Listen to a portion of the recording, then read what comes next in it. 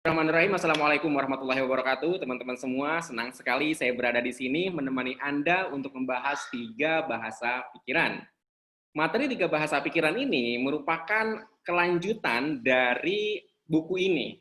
Oke, buku ini membahas tentang terapi, tapi kemudian saya ingin membahas lebih dalam tentang 3 bahasa pikiran. Sebenarnya bahasa pikiran itu dalam persepsi saya, dalam materi saya itu ada beberapa, tapi kita keluarkan sekarang 3. Dan mungkin kalau seandainya materinya tidak selesai, kita akan sambung di pertemuan selanjutnya. Poinnya bukan seberapa banyak materi yang bisa saya sampaikan, tetapi seberapa bisa difahami materi yang saya sampaikan ini. Jadi walaupun cuma satu materi yang kita bahas malam ini, sepanjang itu membuat Anda paham, itu bagus gitu loh. Daripada kita total 3 ngejar target, ternyata itu kurang difahami. Oke? Seperti itu. Nah, materi ini terinspirasi dari kita semua, terutama nih ibu-ibu nih, yang suka ada lintasan-lintasan pikiran negatif tapi kejadian gitu kan. Tapi ketika direncanakan untuk memikirkan hal-hal positif kok nggak kejadian-kejadian gitu kan. Nah, ini ada yang aneh gitu loh. Oke, saya buka slide ya.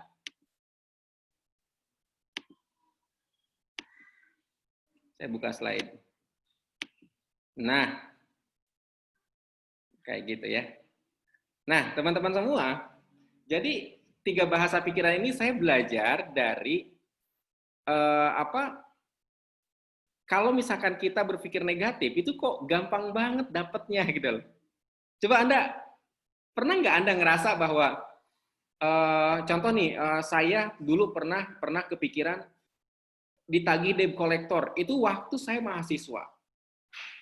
Jadi ditagih debt collector itu tidak menyenangkan, kurang lebih seperti itu. Dan beberapa kali saya nyicil motor itu ditarik dulu sama debt collector. Jadi pikiran saya kayak gitu. Atau jangan jauh-jauh, sekali lagi ada lagi momen ketika saya sering ditilang. Jadi saya itu nggak suka ditilang. Tapi memikirkan momen ditilang gitu loh. Dan saya beberapa kali ditilang. Dan yang menarik ketika saya berhasil mengkelirkan bayangan imajinasi ditilang itu, dalam waktu 7 tahun saya nggak punya SIM, karena SIM terakhir itu ditilang sama polisi dan saya nggak ngambil, 7 tahun saya nggak punya SIM, dan itu saya tidak pernah ditilang. Sampai saya punya SIM lagi ketika anak saya usia SD, kelas 1. Saya terakhir ditilang itu ketika saya melamar istri saya. Jadi saya melamar istri saya, itu ditilang, saya ingat banget tuh ditilang. Kemudian saya urus lagi bikin SIM baru itu ketika anak saya udah kelas 1 SD, 7 tahunan itu. Dan sepanjang itu saya nggak pernah ditilang, walaupun saya nggak punya SIM ya, karena emang saya udah membersihkan gitu, membersihkan. Tapi ketika saya membayangkan ditilang ya saya ditilang, seperti itu ya. Jadi itu dari pengalaman saya. Dan juga saya pikir Anda juga pasti pernah ngalamin. Pernah nggak di antara Anda coba yang memikirkan hal buruk gampang banget kejadiannya, tapi kemudian memikirkan hal baik kok kagak jadi-jadi gitu loh. Contoh sederhana kayak gini. Anda berpikir bahwa kayaknya besok dapat duit gitu loh. Tapi kok nggak jadi ya? Tidak semudah itu gitu ya. Nah, saya itu melihat justru bagaimana cara pikiran mewujudkan hal negatif. Jadi saya mempelajari itu gitu. Saya mempelajari itu. Nah, jadi ini ilustrasi teman-teman semua. Hal negatif, kenapa sih kok mudah banget kejadian? Oke. Jadi background-nya begini, latar belakangnya begini. By the way, suara anak saya kedengeran nggak sih itu di atas teriak-teriak? Mohon dimaklumi ya, ini ruangan berbagi sama bocah itu. Biasanya kalau lagi nggak Zoom meeting, saya juga ikut teriak, wah diam. Ini Zoom meeting, saya harus alim di sini. Oke, baik. Tadi sampai mana ya? Oke. Jadi imajinasi negatif itu mudah sekali untuk terjadi. Saya belajar dari pengalaman sendiri. Pertama, ini kakak saya, teman-teman semua, ini kakak saya. Bukan kakak, adik ipar. Tapi jangan bilang-bilang ya, jangan bilang-bilang. Pokoknya keluarga lah ya. Jadi dia itu masukin anak SD-nya ke sekolah yang gratis. Di Jakarta itu ada sekolah gratis, itu sekolah dari rumah zakat kalau nggak salah ya. Dan itu gratis. Cuma syaratnya itu harus ngontrak gitu loh. Kalau misalkan dia punya rumah dia nggak bisa masukin ke situ, nggak bisa. Nah, tapi anehnya si saudara saya ini bisa masukin anaknya ke situ, padahal dia punya rumah. Dia nggak statusnya nggak ngontrak, enggak, dia punya rumah. Lalu ditanya sama kakak, kok kamu bisa sih masukin anakmu ke situ? Kamu ngakunya gimana? Bilang aja katanya ngontrak, bilang aja ngontrak. Dan singkat cerita teman-teman semua, usahanya itu bangkrut, rugi kurang lebih kayak gitu. Sehingga terpaksa rumah dijual dan dia ngontrak. Itu padahal, jadi maksud saya tuh kok gampang banget ya terjadi gitu loh.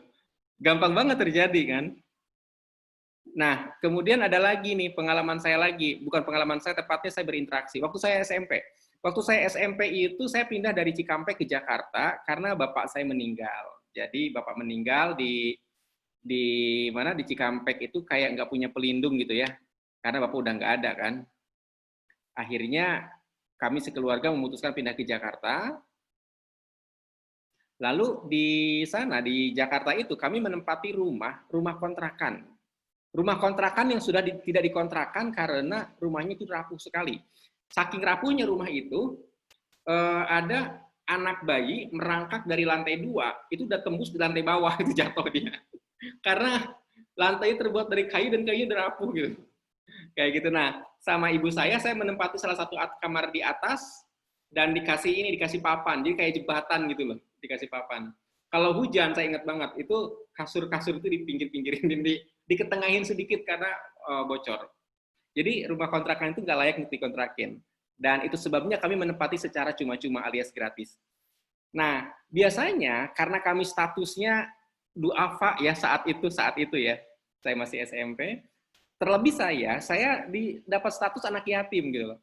Jadi suka dapat bantuan kan. Biasanya kalau jelang Idul Fitri itu kan suka banyak sumbangan kan, terutama bazar murah tuh, kita dapat kupon. Jadi saya tuh antri. Jadi misalkan hari apa gitu ya, kita di kampus mana gitu. Dan saya tuh yang suka disuruh sama ibu gitu kan untuk dapat antrian sembako murah gitu. Nah, lalu saya sama tetangga, kita mau ke kampus ISTM saat itu di Jakarta Selatan.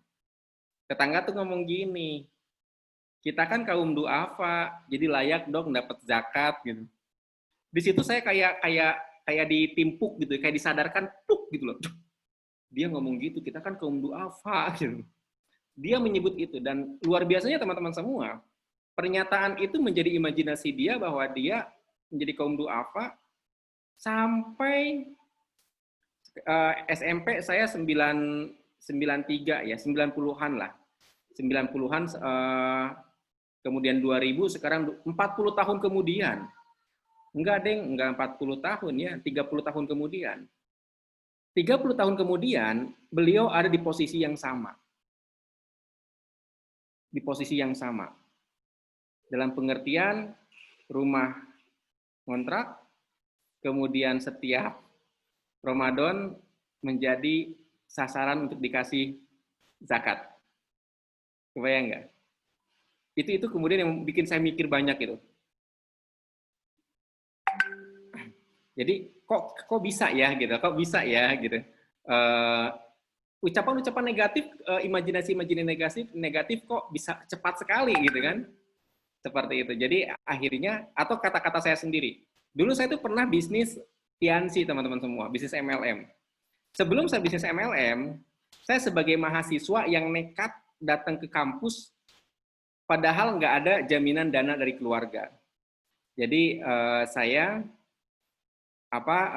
datang ke Unpad dengan modal bahwa saya diterima di Unpad itu aja sih. Begitu masuk ke bagian pendaftaran, saya mengajukan surat penangguhan pembayaran, lalu saya mengurus beasiswa dari luar. Oke. Nah, sepanjang saya kuliah itu, saya numpuk hutang tuh. Numpuk hutang dalam pengertian nggak ada duit, pinjam duit ke teman gitu kan. Nggak sadar, saya punya hutang itu sampai 35 juta. 35 juta. Bagaimana saya tahu? Karena orang yang saya pinjemin itu nulis ternyata nyatat. Sampai dia bilang, Sofyan, lu pernah beli sosro yang sekian rupiah? Masya Allah. Ini teman luar biasa sekali. Dia baik sih, tapi memang dia nyatet ternyata gitu loh. Makanya dari catatan dia lah aku tahu, ternyata 35 juta totalnya. Ya Allah. Luar biasa. Nah, lalu saya ikut bisnis Tiansi kan, bisnis Tiansi. Dan kita tuh ngerasa karena ya mahasiswa gitu ya, di Tiansi kan banyak orang-orang di bisnis MLM manapun pasti orang-orang sukses tuh ke panggung gitu kan, ke panggung dan kemudian ngerasa bahwa oh, ini kayaknya bisnis besar. Saya tuh ngomong gini, kalau bisnis besar kayak gini ngapain takut sama hutang besar, saya bilang. Bener, saya punya utang. Saya punya utang itu gak kebayar-bayar. Pokoknya begitu kebayar tuh cara membayarnya itu tidak menyenangkan gitu loh. Anda paham lah ya, ditagih dengan sangat aduh kita kayak nggak punya harga diri lah gitu. Kayak gitu. Tapi kemudian saya sadar nih kayaknya ini nih, kok imajinasi negatif tuh gampang banget terwujud gitu loh. Nah, dari situ kemudian saya belajar baca buku, ikut pelatihan, sampai mempelajari pengalaman sendiri dan pengalaman teman-teman semua. Terlebih kemudian saya bisa menganalisa tanda tangan, Anda tahu ya, saya menganalisa tanda tangan, dari tanda tangan itu kelihatan emosi, tapi emosi itu dilatar belakangi oleh peristiwa. Jadi dari tanda tangan itu saya bisa tahu ada peristiwa apa, ada peristiwa apa yang memicu emosi tertentu. Dan yang menariknya bahkan di usia berapa. Nah, dari situlah kemudian saya mengamati bahwa ada orang yang suka mengimajinasikan kesusahan, ya hidupnya susah lagi gitu.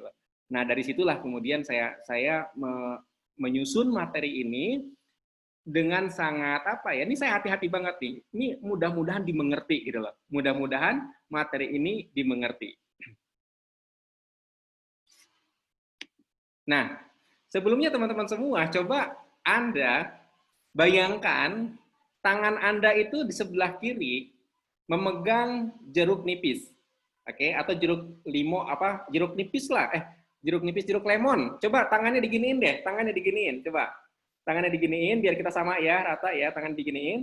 Lalu tangan, seolah-olah tangan kirinya menggenggam ya, seolah-olah dengan kuat. Lalu tangan kanannya ambil pisau yang sangat tajam, lalu Anda potong deh. Anda potong, potong, lalu simpan pisaunya, dan Anda hisap, jilat airnya. Pertanyaan pertama, keluar air liur nggak? Anda ngerasa keluar air liur lebih banyak nggak? Coba jawab. Jawab di chatting. Ngerasa keluar air liur keluar lebih banyak? Banyak. Banyak ya. Ya itu artinya imajinasi kita main gitu loh. Padahal ya cuma gigit gitu kan. Atau jangan jauh-jauh lah. Kalau anak kecil tuh kalau misalkan anak saya kalau dibilangin kecoa itu kayak apa gitu loh. Jadi imajinasi dia tentang kecoa dengan seluruh bentuk kecil-kecilnya gitu loh ya. Anatomi tubuh si kecoa itu sampai dia itu semua didetilkan dan dia efeknya itu ngerasa jijik. Tapi bukan hanya karena melihat dia takut kecoa, mendengar kata kecoa, ada kecoa gitu kan, padahal belum melihat. Ada kecoa gitu. Dia langsung merekam semua bentuk kecoa itu dan reaksinya seperti benar-benar ada, padahal nggak ada. Nah itulah orang yang sering ditakut-takutin kan kayak gitu kan, sebenarnya belum kejadian gitu, tapi karena imajinasinya itu, karena ngebayanginnya itu. Nah, dengan kata lain teman-teman semua, bahasa pikiran itu bahasa imajinasi. Nah, catat tuh ya, bahasa pikiran adalah bahasa imajinasi. Jadi, sedetil apa Anda bisa membayangkan satu objek, itu udah otomatis masuk ke pikiran. Anda bayangkan, pokoknya ketika Anda bertanya, sedetil apa ya, Anda harus ngebayangin bagaimana Anda bisa memotong lemon tadi dan menghisapnya. Reaksi tubuh, dalam hari ini air liur, itu benar-benar keluar. Kenapa air liur keluar? Dia ingin menetralkan rasa asam di mulut. Padahal asamnya tidak ada. Benar ya? Padahal asamnya tidak ada. Tetapi sensor di mulut merekam ada asam loh. Sensor di mulut merekam ada asam, makanya dia mengeluarkan air liur. Dan siapa yang mengirimkan rasa asam itu ternyata bukan mulut, tapi pikiran kita gitu loh. Artinya dari pikiran ada gambaran memerintahkan kepada mulut untuk mengeluarkan lebih banyak air liur. Dengan kata lain, bahasa pikiran adalah bahasa imajinasi. Sedetil apa Anda mengimajinasikan sesuatu, maka itu menghasilkan respon fisik dan kemudian menghasilkan realita yang mirip seperti itu. Oke. Nah, sekarang ini yang paling sering teman-teman semua. Paling sering saya amati, terutama sekali lagi keluarga saya ya. Beberapa keluarga saya itu dulu, bukan sekarang ya, dulu itu doyan banget nonton sinetron. Zaman-zaman tahun 2000-an gitu ya. Akhir 90-an tuh sinetron tuh. Saya tuh sampai sinetron tuh berseri-seri banyak sekali ya. Mungkin ada yang pernah tahu Putri yang Tertukar ya. Aduh. Sinetron. Dan yang menarik teman-teman semua, saya jujur aja, saya bukan penonton sinetron. Tapi kalau lagi makan, misalkan saya ke rumah saudara ya, ke rumah bibi saya lah. Saya lagi makan nih, dan dia nonton itu, ya otomatis saya nonton dong. Nggak mungkin. Dan rata-rata TV kan di ruang tengah ya, kita sambil ngobrol gitu, jadi saya nonton. Nah, yang saya perhatikan, sinetron yang saya nonton paling lama tuh mungkin si Cecep kayaknya ya. Kalau misalkan pernah Anda ketawa, berarti kita seusia. Si Cecep. Oke. Jadi di sinetron itu paling sering tuh begini. Paling sering tokoh orang baik itu pertama ganteng atau cantik. Itu pertama, itu aja dulu. Oke? Ganteng atau cantik. Yang kedua, soleh atau solihat. Itu tokoh orang baiknya kayak gitu. Soleh atau solihat. Yang ketiga, polos. Untuk nggak disebut oon. Polos banget. Polosnya gimana? Dizolimi, diam. Bener nggak? Dizolimi itu nggak ngelawan. Oh iya, nggak apa-apa, gitu loh. Kita kan sampai kemudian si penonton tuh gregetan. Dan dia mengatakan, coba ya kalau aku. Gitu loh. Pernah nggak Anda gregetan ngelihat si tokoh baiknya dizolimi, tapi tidak melawan? Anda kan secara manusiawi mengatakan, ih, gitu, kurang lebih kayak gitulah ya. Dengan seluruh ekspresi dan kemudian mengatakan, andai saja kalau saya jadi dia, gitu loh. Nah, nggak sadar, si penonton itu membayangkan kejadian yang dialami oleh pemeran film, pemeran sinetron, itu dia alami, nggak sadar. Dan kemudian, jadi andai saja aku seperti dia, atau andai saja aku seperti dia, andai saja aku di posisi dia benar-benar memindahkan dia dengan sinetron itu. Dan efeknya apa? Dalam kehidupan realita, dia memiliki kehidupan mirip alur cerita sinetron. Saya pernah ketemu sama ibu-ibu, tahun 2000-an, si ibu ini dikasih uang 50.000 sama suaminya. Kalau seandainya kurang, maka suaminya akan menambahkan, katakanlah kurang 8.000 misalnya ya, ditambahin 8.000. Tapi bulan berikutnya, dia dikasih jatah 42.000. Ditanya, kenapa kok 42? Kan 8.000-nya udah bulan kemarin. Sehingga, dia itu si ibu ini, kalau mau ngajak anaknya jajan, itu diajak suaminya. Kalau suaminya nggak mau nganter, dia nggak mau ngajak jajan anak. Kenapa? Karena ketika anak jajan dan keuangan tidak terkontrol, maka minta tambahan itu nggak bisa. Karena kalau misalkan diminta lagi, misalkannya jadi 60.000, maka bulan berikutnya 40.000 gitu loh. Jadi benar-benar seperti itu. Dan si ibu ini ngerasa tertekan dengan cara suaminya memberi uang. Jadi pernah kemudian si suaminya itu bawa uang belanjaan senilai 16 juta. Dia takut, suami ini takut. kalau uang 16 juta itu diambil istrinya gitu. Kebayang nggak sih istrinya jadi jadi kayak terpidana gitu loh ya. Dia takut uangnya diambil istrinya. Sama dia dibawa-bawa. Ditaruh, kemudian dia sholat ke masjid, pakai tas, dan luar biasanya teman-teman semua. Tas dia ditaruh di pinggir masjid, ya di dinding lah ya, lalu dia sholat gitu lah. Begitu dia ambil, tasnya masih sama, lalu dia pergi lagi, dan begitu dibuka, itu isinya kardus. Kardus sobekan-sobekan kertas. Dia kaget. Ternyata ada orang yang punya tas mirip. Yang punya tas mirip ditaruh di situ. Lalu dia ngambil tas yang punya saudara ini gitu loh. Punya orang ini. Nangis itu. Dan sejak saat itu dia nggak mau lagi. Cuma saya pernah nanya ke si ibu ini, kok hidupmu kayak gitu banget? Kamu pernah nggak sih nonton sinetron dan kisahnya menyedihkan banget? Lalu kamu ngomong, coba ya kalau aku gitu. Dia bilang, oh iya pernah katanya. Dan itu nggak sekali. Yang pernah kemudian saya tangani benar-benar itu kasus anak lulusan SMA. Anak lulusan SMA di kisaran usia 18-19 tahun ya. SMK tepatnya. Jadi dia itu ngadu ke saya, perempuan. Pak Sofyan, apakah saya perlu mengganti nomor handphone? Kenapa? Saya tanya. Soalnya si Anu itu katakanlah namanya Bambang, bukan nama sebenarnya ya. Bambang ini suka nelponin saya, padahal dia sudah menikah dan istrinya sedang hamil. Dia suka SMS saya minta ketemuan. Saya bilang, Pak Bambang itu siapa? Dia bilang, Pak Bambang itu adalah omnya teman aku. Jadi ketika pernikahan si Bambang ini, aku diundang sama teman aku, ini om aku mau nikah, kita datang yuk gitu. Akhirnya dia datang kan. Di pernikahan itu si Bambang itu ngomong gini ke teman ke gadis ini.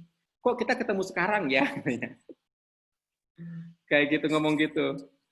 Lalu setelah si istrinya hamil, si Om Bambang ini, si Pak Bambang ini sering kontak, ngajakin ketemuan. Kemudian dia nanya si gadis ini ke saya, Pak Sofyan, apakah saya perlu ganti nomor handphone? Saya pikir ada yang keliru nih kayaknya nih gitu kan. Kalau diganti nomor handphone juga belum tentu situasi itu akan hilang karena bisa saja tokohnya muncul dari yang lain. Kemudian saat itu saya ingat banget lagi hits lagu Merpati Putih. Lagi hit lagu Merpati Putih. Anda pengen tahu nggak lagu Merpati Putih itu kayak gimana? Saya mau nyanyiin juga malu. Jayan tolong hentikan. Aduh. Jadi lagu Merpati Putih itu yang judulnya tak selamanya titik-titik itu indah. Ingat nggak? Tahu ya? Apa perlu saya iniin? Saya buka. Jadi maaf ya, ntar. Jadi lagu Merpati Putih ini kelihatan nggak ya di internet ya kalau saya lagi buka web? Kelihatan nggak? Nggak tahu. Oh, nggak kelihatan ya? Ntar. Jadi lagu Merpati Putih itu teman-teman semua, tak selamanya titik-titik itu indah, itu berbicara tentang, nah, oh ini nggak bisa. Oh, cancel dulu. Nah, ini nih. Ini biar Anda tahu lagu-lagu ya. Lagu-lagu.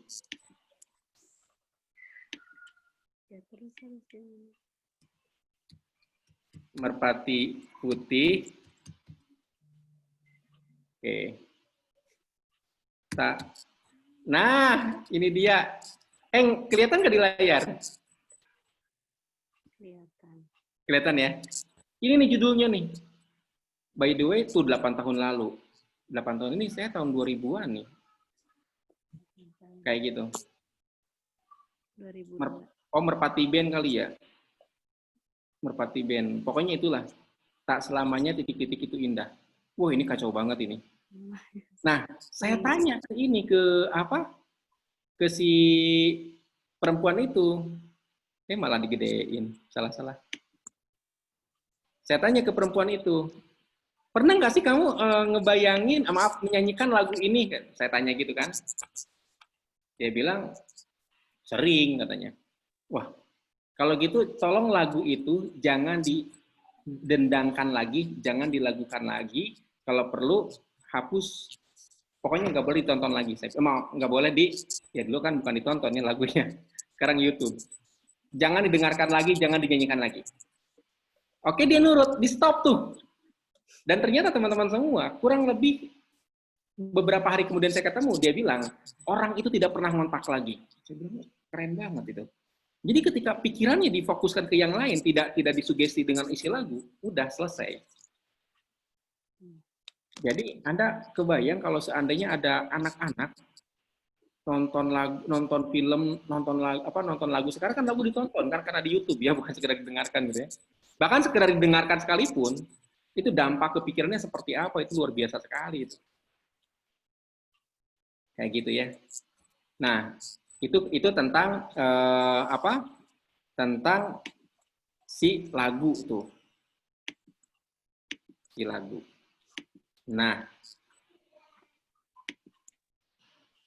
Nah, sekarang jadi ternyata teman-teman semua, bagaimana cara kerja pikiran?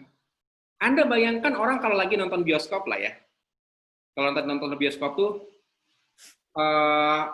ada nggak di antara Anda yang pernah nonton film The Ring? The Ring. Duh, ketahuan saya suka film. Oke.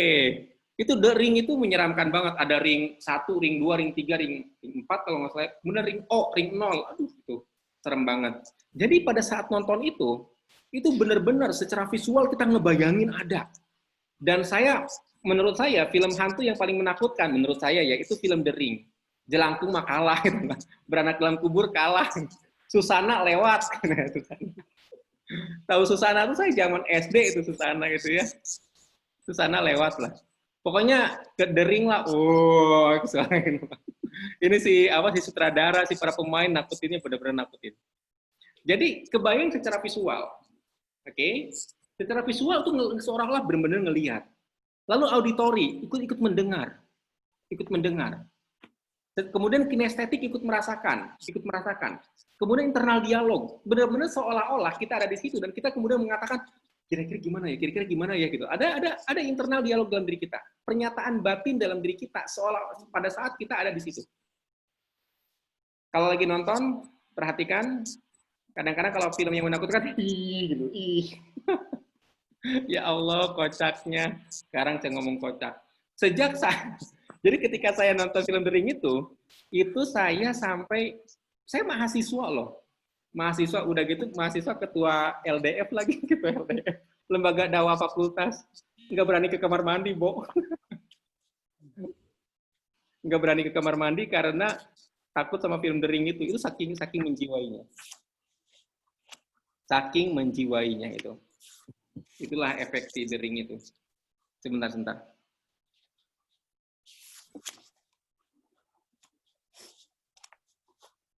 Oke. Sip, lanjut ya.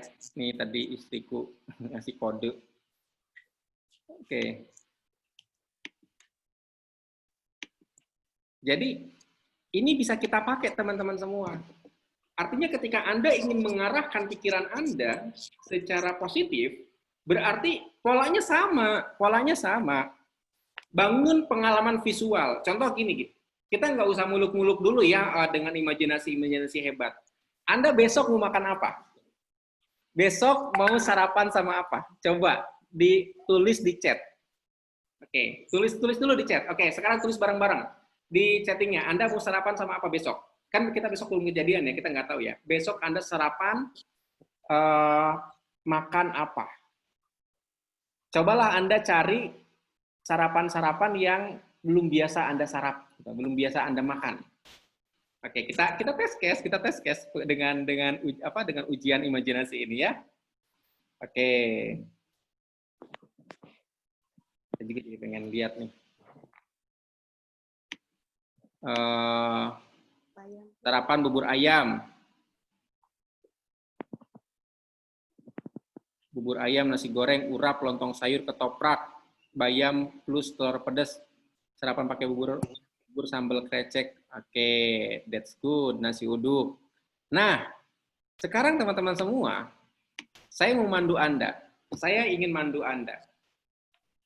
Pertama, coba Anda boleh pejamkan mata, boleh Anda buka mata, tetapi kemudian Anda bayangkan dalam pikiran Anda sedang melihat Nasi goreng.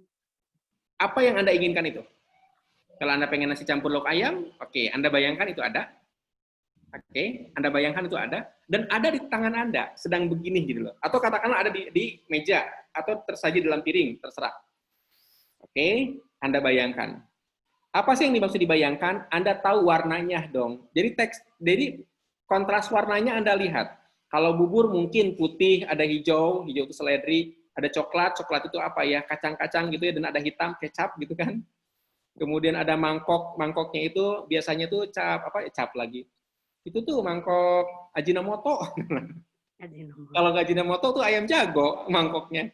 Oke, kalau seandainya bubur gitu ya, secara visual Anda bayangkan. Kemudian, secara auditori Anda mendengar.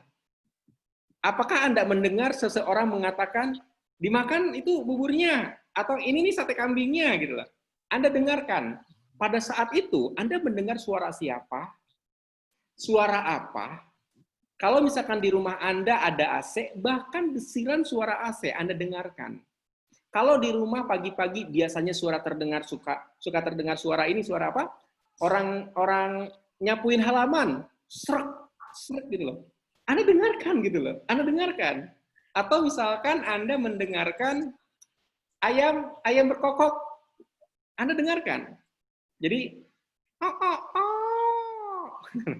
Kayak gimana ya kokok ayamnya? Ya anggaplah itu kokok ayam lah ya.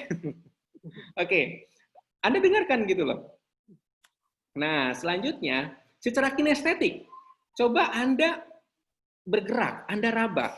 Misalkan, panas. Nah, oke, kalau misalkan tusuk sate, berarti kan tusukan satenya ya kerasa kan? Oke, Anda raba dalam imajinasi Anda, pokoknya secara kinestetik Anda ngerasain. Oke, dan Anda bergerak, apakah Anda ngambil kemudian duduk dengan sangat hati-hati memegang si mangkok bubur, atau kemudian Anda, saya jadi merem ya. Oke lah, saya ikut membayangkan juga soalnya. Oke, kemudian pokoknya secara kinestetik Anda bergerak dan seolah-olah begitu sangat merasakannya gitu. Seolah-olah itu sangat real. Dan terakhir, ketika Anda mengalami itu, ketika Anda melakukan itu, apa yang Anda ucapkan dalam hati? Mungkin Anda mengatakan, ih bener ya si Pak Sofyan itu semalam ngomong ternyata saya kejadian nih. Mungkin Anda ngomong kayak gitu. Atau, Masya Allah, Alhamdulillah, ya Allah ini keajaiban luar biasa, ya Allah, Alhamdulillah. Atau Anda ngomong apapun, terserah.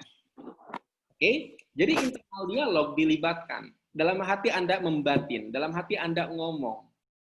Oke, nah setelah itu Anda ucapkan seolah-olah sudah kejadian. Alhamdulillah ya Allah. Oke, Alhamdulillah ya Allah, saya sudah makan sarapan ini dengan nikmat. Oke, ucapkan itu ya. Sekali lagi Anda ucapkan, Alhamdulillah ya Allah, saya sudah makan ini dengan nikmat. Kurang lebih seperti itu ya. Nah, itu adalah panduan untuk melakukan imajinasi. Jadi teman-teman semua, nah, dari mana kemudian saya begitu yakin bahwa apa yang tadi saya omongin itu akan kejadian? Karena sekali lagi ini dari pengalaman. Dari pengalaman. Nah, saya cerita sedikit. Saya udah minta izin kepada orang ini untuk membagikan tanda tangan ini. Ini tanda tangan Ibu Suyati, beliau di Taiwan, dan dia sering mengalami kejadian yang mengecewakan. Jadi dengan pasangannya dia kecewa, kemudian cerai, sama garis bawah. Ibunya dia kecewa juga, kemudian dengan ayahnya, dengan siapapun dia kecewa.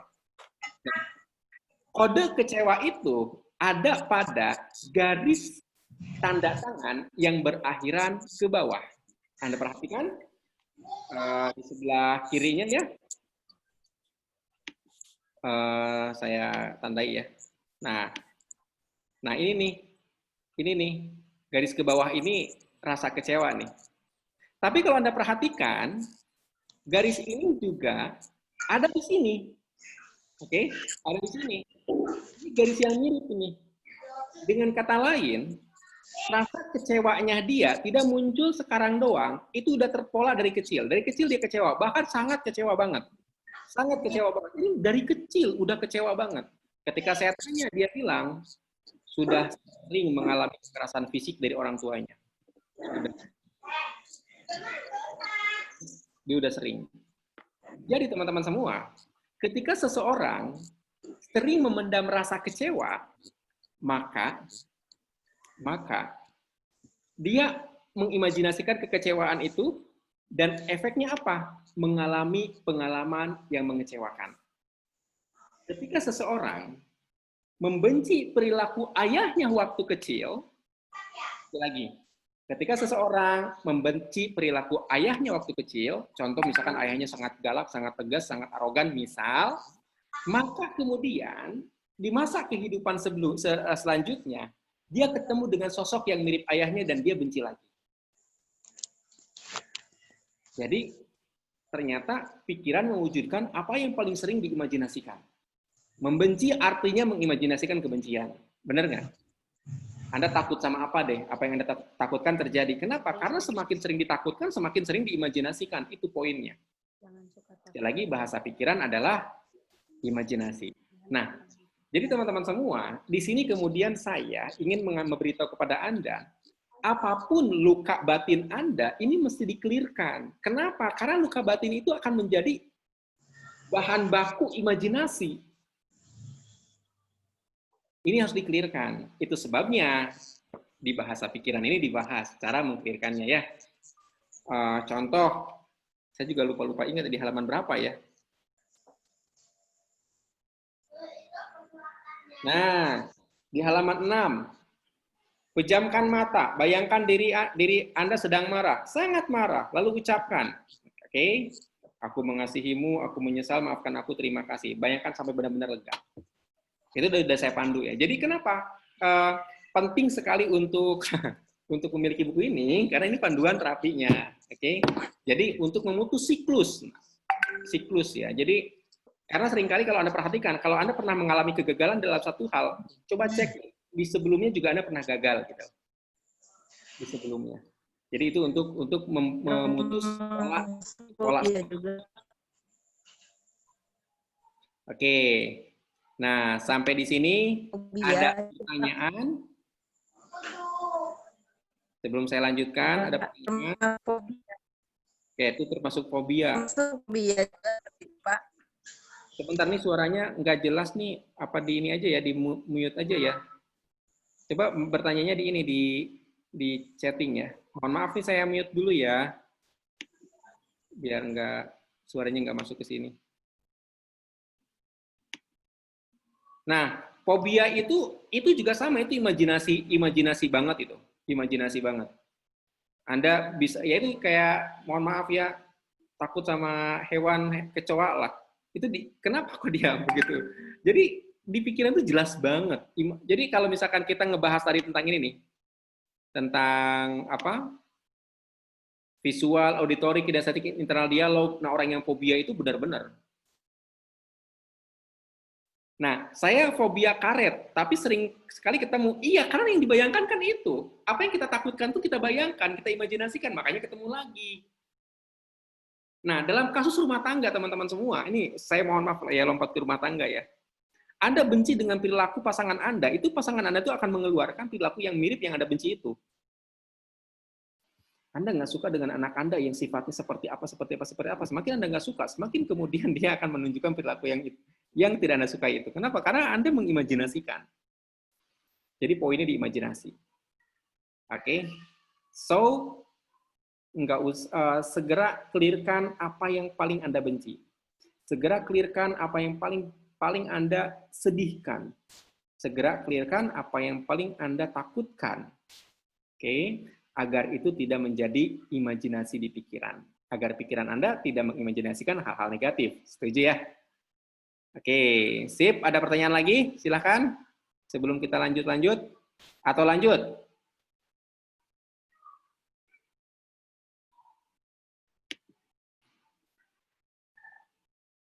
Tanya Pak, bagaimana dengan menu penulis fiksi atau skenario ketika menulis dia harus mengimajinasikan berbagai tokoh alur cerita? Oke. Kalau misalkan penulis, coba Anda cek deh. Rata-rata ya kalau misalkan penulis-penulis itu, ini kita stop share dulu ya.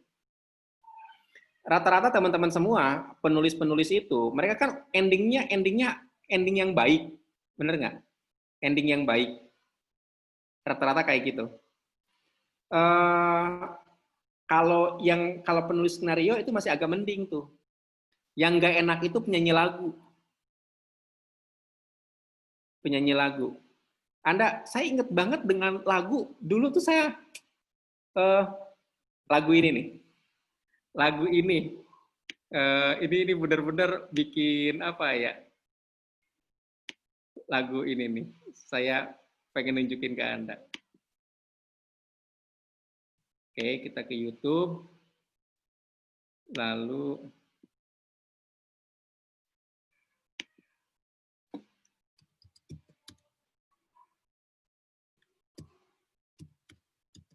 Nah, ini nih. Artisnya ini. 9 tahun lalu, 7 tahun lalu. Ini iya bener. Cinta Satu Malam, Melinda. Saya ingat banget. Saya ingat. Dan dia itu teman-teman semua menikah dengan seorang pejabat. Astagfirullahaladzim, ini bukan gibah ya, tapi maksudnya tuh aku ingin mengambil hikmah gitu ya. Aku ingin mengambil hikmah buat Anda semua. Dia menikah dengan seorang pejabat sebagai istri kedua, nikah siri. Lalu diberitakan di sebuah entertainment, di sebuah televisi, dia melahirkan di rumah sakit, tapi kemudian diceraikan oleh suaminya. Karena statusnya nikah siri.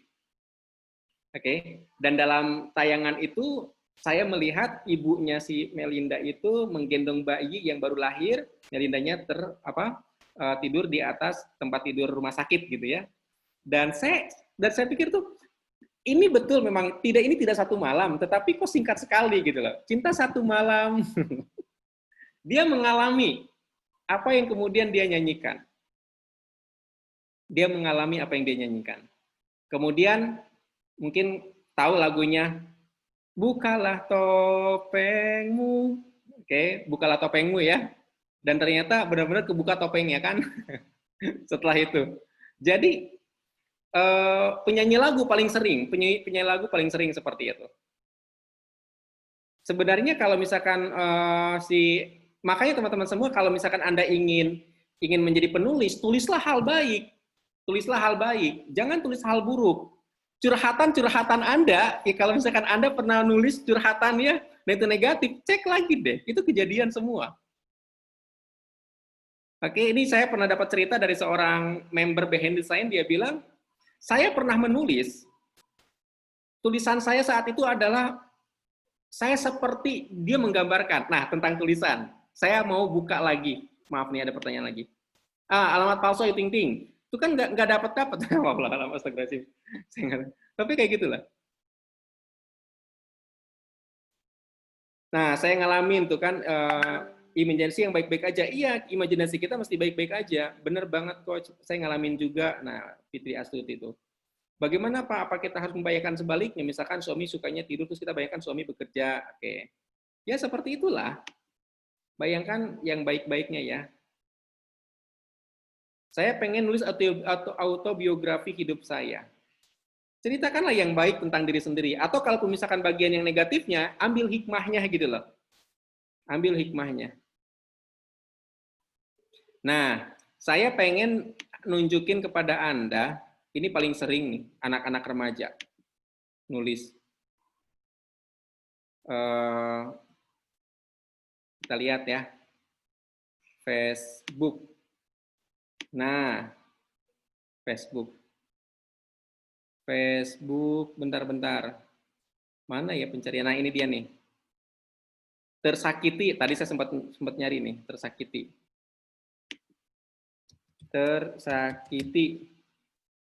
Cari. Kemudian cari dalam bentuk grup.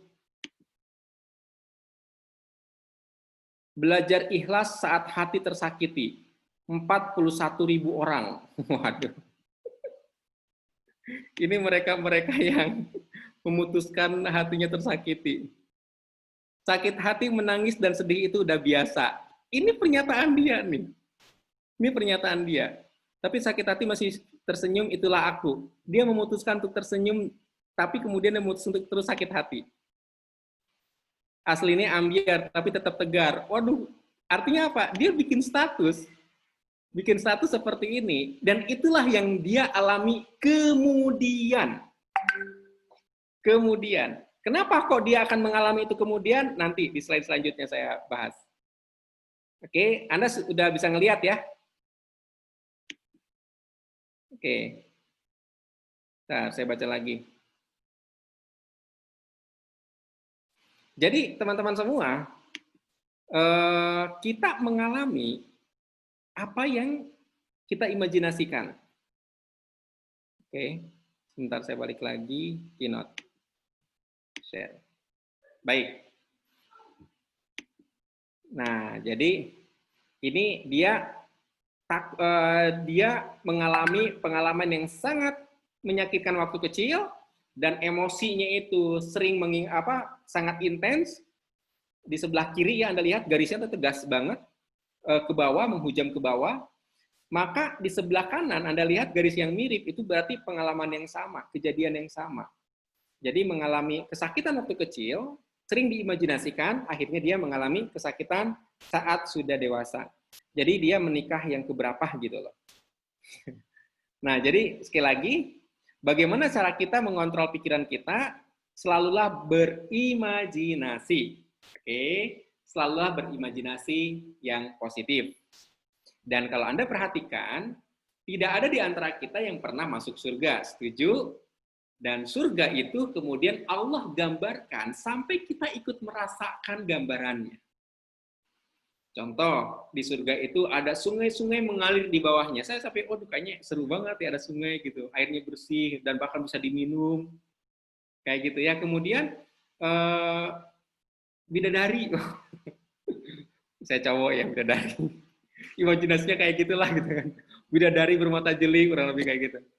Kemudian kata Rasulullah tuh, di surga itu, nikmatnya itu tidak pernah dipandang oleh mata, tidak pernah didengar oleh telinga, tidak pernah terbayangkan oleh bayangan apapun. Saking sangat luar biasa gitu. Artinya apa? Itu kan kita dibawa imajinasi kita untuk ikut membayangkan surga dan neraka itu. Oke, jadi sekali lagi imajinasi.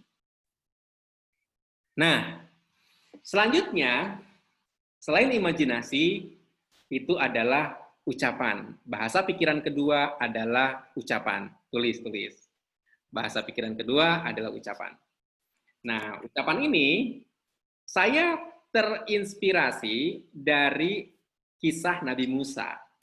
Jadi kalau misalkan dalam kisah-kisah yang saya tahu kan ketika Nabi Musa terjebak dalam pengejaran Firaun itu, di belakangnya Firaun dan tentaranya, sementara di depannya ada Laut Merah yang sangat luas, nggak ada jalan lain gitu kan. Tapi kemudian Allah mengilhamkan mewahyukan kepada Nabi Musa untuk memukulkan tongkatnya ke laut, dan ternyata laut terbelah. Tapi teman-teman semua, dari materi pola pertolongan Allah yang saya ikuti, PPA ya, si ustadznya itu, si pematerinya bilang bahwa ketika pertama kali tongkat dipukulkan ke laut, itu tidak terjadi apa-apa.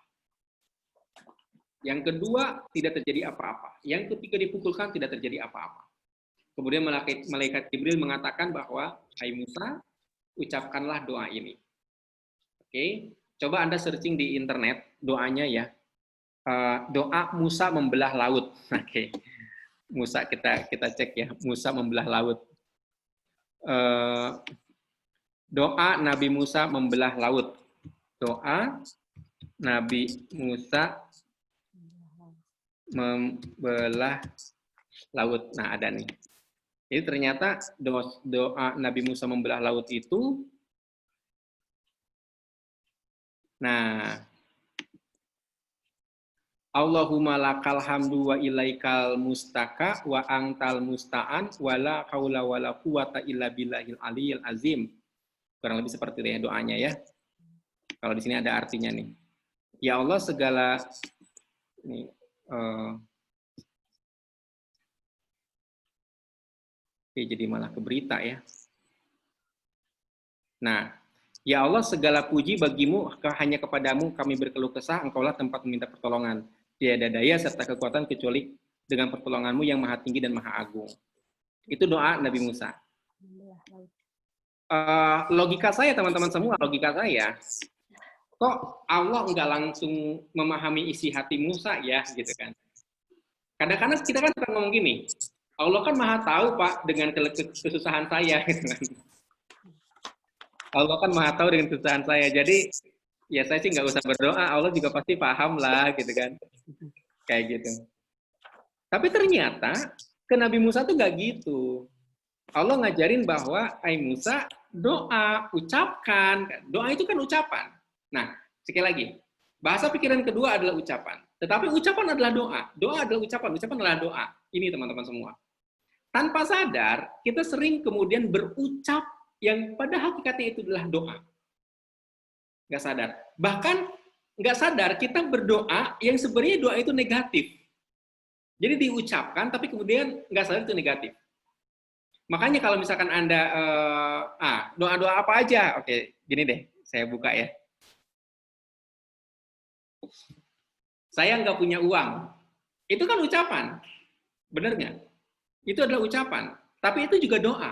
Saya lagi nggak punya uang nih. Saya lagi nggak punya uang nih. Oke, itu juga satu doa yang kemudian negatif. Kenapa negatif? Mungkin Anda bertanya, Pak Sofyan kan aku lagi nggak punya uang sekarang. Terus kalau aku bilang aku nggak punya uang sekarang, emang itu doa? Oke? Kan kenyataannya aku sekarang nggak punya uang. Mungkin Anda nanya gitu.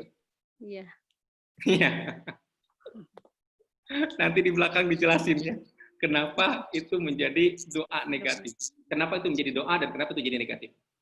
Oke, saya lanjutin dulu. Beri saya kesabaran. Ini yang paling sering. Jadi kalimat-kalimat ini kalimat-kalimat yang bisa dibilang observasi saya. Jadi bukan teori ya. Saya mengobservasi kalau lagi ngobrol gitu loh. Kan saya suka nerima curhatan-curhatan ini. Di telepon saya tuh kalau ini tuh kalau nggak dibalas Bapak marah ya. Ngantuk. Aduh. Oh, kirain Bapak marah. Soalnya baca doang ngantuk udah malam.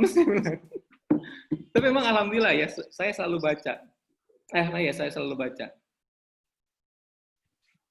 Oke, saya selalu baca pesan-pesan yang masuk, termasuk curhatan-curhatan peserta. Nah, mereka itu gini, ya Allah berilah saya kesabaran. Menurut Anda kesabaran itu kalimat yang baik apa kalimat yang negatif?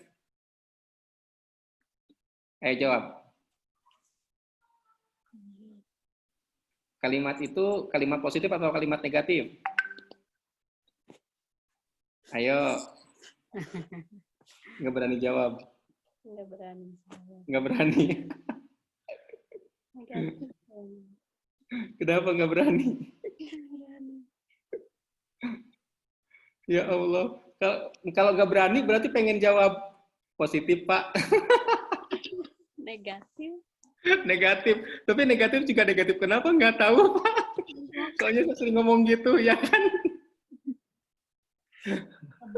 Oke. Sekarang saya mau tanya deh kepada teman-teman semua. Ketika Anda mendengar kata sabar, atau katakanlah Anda minta kesabaran, dalam bayangan Anda seperti apa sabar itu?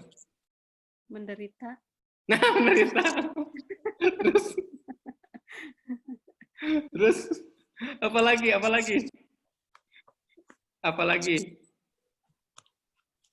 Susah katanya.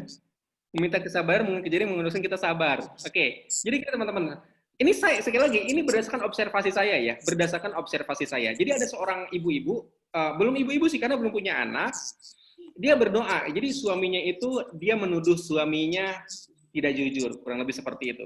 Kemudian dia berdoa, ya Pak, saya mah cuma bisa berdoa doang, semoga Allah beri saya kesabaran. Dia ngomong gitu. Saya tanya, hey, ketika kamu ngomong gitu, yang kamu bayangkan tuh apa sih? Ya aku sabar. Ya sabarnya tuh kamu ngebayangin apa? Ya suamiku masih tetap begitu, tapi aku tetap bertahan. Tuh, bertahan lagi kan. Poinnya bukan di bertahannya, tapi dia ngebayangin suaminya masih tetap begitu. Ngerti nggak? Dia mengimajinasikan suaminya masih tetap begitu dalam pengertian negatif begitu tadi ya. Dan aku bisa tetap seperti ini gitu loh, dalam kondisi bertahan. Artinya apa? Dia membayangkan suaminya tidak baik terus-menerus. Makanya dia memilih bersabar. Sehingga teman-teman semua, banyak di antara kita yang ketika mengucapkan kata sabar, kita itu ngebayangin kita mengalami penderitaan. Benar nggak? Padahal, kalau ngikutin dari Rasulullah ya, dari Allah lah, jadikan sholat dan sabar sebagai penolongmu. Yang namanya dapat pertolongan, berarti kan udah diangkat, bener nggak? Misalkan Anda, misalkan ini ketahuan saya bikin ciasit. Ini mah belum diminum dari tadi, belum sempet. Misalkan nih Anda kecemplung ke sini, dan Anda bersabar, maka kata Allah, jadikan sholat dan sabar sebagai penolongmu. Maka penolong artinya akan menjadi baik, diangkat. Oke? Setuju ya? Diangkat kan? Siapa di antara Anda yang ketika mengatakan sabar, artinya Anda membayangkan Anda diangkat dari situasi itu menuju kebaikan, menuju kenikmatan, menuju kemudahan, menuju solusi. Rata-rata enggak. Ngebayangin sabarnya itu, ngebayangin penderitaan. Ya kan? Itu loh masalahnya gitu. Sehingga makanya saya bilang, ini kalimat negatif ini. Jadi bukan makna sabar secara tekstual agama, bukan ya. Tetapi bagaimana setiap individu di antara kita mempersepsikan sabar ini. Kemudian kalimat ini, kalau ada uang. Anda perhatikan ya, pernah nggak Anda ngomong gitu? Pak, saya pengen belajar analisa tanda tangan deh. Berapa Pak investasinya? Sekian. Ya Pak, nanti saya join kalau ada uang. Itu saya sering banget dengar kata-kata itu. Saya bilang, Anda nggak bakalan ikut dah. Saya bilang. Kenapa nggak bakalan ikut? Karena dia kalau ada uang, apa masalahnya kalau ada uang? Perhatikan pola ini. Kita terbiasa ngomong kalau ada uang. Ketika Anda punya keinginan sesuatu, ketika Anda punya cita-cita sesuatu, Anda mengatakan kalau ada uang. Sehingga sugestinya, kalau ada uang, saya akan, itu daftar belanjaan udah banyak gitu loh, ngerti nggak? Ketika kalau ada uang, contoh nih, kalau ada uang saya akan beli buku, kalau ada uang saya akan ikut pelatihan, kalau ada uang saya akan beli mobil, kalau ada uang saya akan, dan itu semuanya tuh beli atau membayar, bener nggak? Beli atau membayar. Kalau ada uang. Sehingga begitu benar-benar ada uang, maka pikiran Anda terprogram untuk mengeluarkan. Ngerti nggak? Pikiran Anda terprogram untuk mengeluarkan. Efeknya apa? Anda tidak pernah terprogram untuk investasi. Kenapa? Karena Anda nggak pernah ngomong, kalau ada uang ya saya mau investasi deh. Enggak. Pikiran Anda kalau investasi, masih banyak kebutuhan, gitu kan. Masih banyak kebutuhan. Gitu. Jadi kalimat kalau ada uang, itu benar-benar kalimat negatif. Kenapa? Anda memprogram kalau ada uang pasti banyak pengeluaran. Nggak sadar. Jadi kalau ada uang banyak pengeluaran. Benar nggak? Benar nggak? Akhirnya selalu kehabisan. Iya. Karena emang diprogram untuk banyak pengeluaran. Oke. Paham ya? Baik, saya coba dengan saya berusaha itu mirip. Sekarang saya tanya teman-teman semua. Misal, Anda dikasih air minum nih.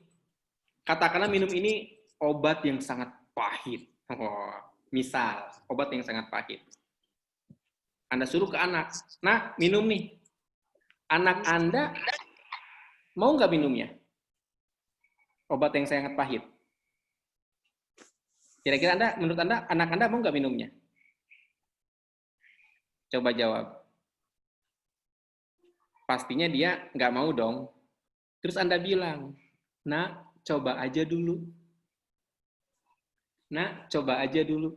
Atau, nak, kamu berusaha deh. Usaha deh, nak. Coba kamu berusaha untuk dihabiskan, nak. Artinya apa? Kata-kata coba, kata-kata berusaha, itu mengikuti sebuah proses yang sangat sulit. Yang pikiran sendiri membayangkan itu mustahil. Tapi kemudian ada istilah, ada kata saya coba. Oke? Jadi di balik kata-kata saya coba, sebenarnya ada imajinasi kesulitan di belakangnya. Termasuk juga di balik kata-kata saya berusaha, itu Anda sudah membayangkan kesulitan dulu di belakangnya. Makanya orang yang mencoba, orang yang berusaha, nggak akan pernah berhasil. Kalaupun berhasil, itu pengorbanannya luar biasa. Karena dia di saat dia melangkah, dia ngebayangin tantangan yang cukup besar, cukup berat. Oke, nah itu teman-teman ucapan. Itu padahal ucapan, tapi memprogram pikiran. Kebayang nggak? Ucapan, tapi memprogram pikiran. Nah, sekarang selanjutnya adalah, sebentar. Kenapa kok kata-kata sekarang tadi, saya nggak punya uang sekarang tadi kan? Kenapa kok saya tidak punya uang sekarang? Padahal saya tidak punya uang, tapi kita dinyatakan itu jadi doa gitu. Kenapa semua ucapan jadi doa? Kenapa semua ucapan jadi doa? Karena gini teman-teman semua, kita hidup dari zaman dulu menuju masa depan. Setuju? Kita hidup dari zaman dulu menuju masa depan. Artinya apa? Kita berada dalam sebuah perjalanan waktu. Seperti roda yang terus berputar. Oke, seperti roda yang terus berputar. Dalam perjalanan waktu ini, saya sebut garis waktu. Dalam garis waktu ini, kita berjalan dari tadi, pertama kali Anda melihat saya di layar handphone atau layar laptop ini, sampai sekarang. Dan kita akan menutupnya nanti. Bisakah kita berhenti dalam satu garis waktu itu? Bisa nggak kita berhenti? Berjeda, supaya tidak bergerak dalam satu garis waktu. Bisa nggak? Kan nggak bisa. Kita nggak bisa. Kita akan terus bergerak. Sehingga teman-teman semua, kata yang disebut sebagai sekarang, itu tidak bisa tepat, tidak pernah benar. Sama seperti Anda bergerak dari satu tempat ke tempat yang lain, dan Anda bilang di sini. Kata di sini juga ambigu. Karena apa? Karena Anda terus bergerak. Kecuali Anda diam. Anda bisa bilang di sini, di titik ini. Tapi sepanjang Anda berpindah tempat, Anda tidak bisa bilang di sini. Kenapa? Karena di sini titiknya semakin melebar, semakin melebar, semakin melebar. Jadi sangat bias. Termasuk juga kata sekarang. Apa definisi sekarang? Kalau seandainya Anda mengatakan sekarang adalah sedang dialami, faktanya ketika saya pertama kali nyebut kata sekarang, itu sudah menjadi tadi. Setuju? Kata sekarang sudah menjadi tadi. Oke. Jadi ketika saya bilang sekarang, sebenarnya itu adalah pengalaman yang sudah terjadi. Bukan pengalaman yang akan terjadi, karena kan belum terjadi. Sementara sekarang itu sangat tipis banget, 1 detik berikutnya udah ganti, 1 detik berikutnya telah ganti. Oke, slide ini pertama kali Anda lihat, itu barusan. Saya nggak bilang sekarang, tapi barusan. Sampai kapan Anda akan melihat slide ini, hakikatnya Anda tidak tahu. Kenapa? Bisa aja saya ganti. No. Bisa aja saya ganti. Oke? Nah, jadi teman-teman semua, ketika Anda mengatakan, saya tidak punya uang sekarang, sebenarnya itu adalah gambaran masa lalu. Sebenarnya itu adalah gambaran masa lalu. Oke, saya tidak punya uang sekarang, itu adalah gambaran masa lalu. Tapi ketika diucapkan, Anda melabelkan diri sendiri. Label apa label? Ya? Melabelkan diri sendiri, saya tidak punya uang. Padahal Anda terus berjalan tuh. Dan satu garis waktu itu Anda terus berjalan. Gitu loh. Saya pakai share yang lain. Nah, ini ya. Nah, Duduk. oke. Kayak gini ya. Lalu, nah ini katakanlah Anda nih. Sebutlah ini Anda ya. Ini bukan sebenarnya sih. Wah.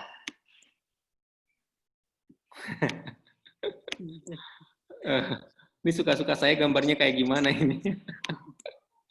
Dan kemudian Anda sedang melangkah. Oke.